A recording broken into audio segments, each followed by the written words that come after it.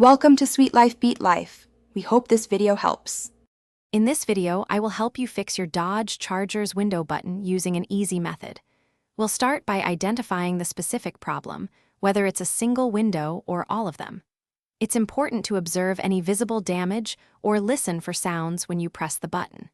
This initial assessment will guide us toward the correct solution, saving you time and effort.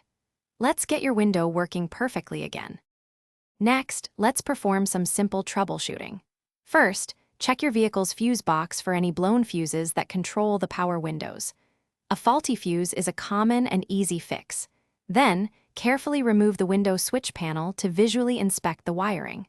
Look closely for any loose connections, frayed wires, or signs of corrosion on the electrical contacts.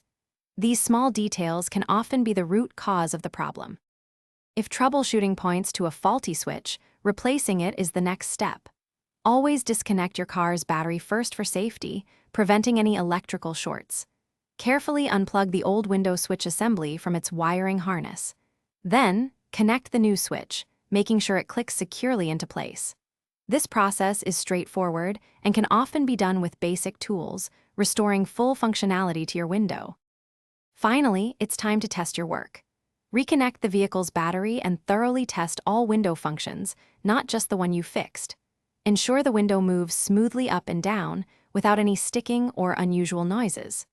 Once you're satisfied, carefully reassemble the door panel, making sure all clips and screws are securely fastened. Congratulations, you've successfully fixed your Dodge Charger's window button. Thanks for watching.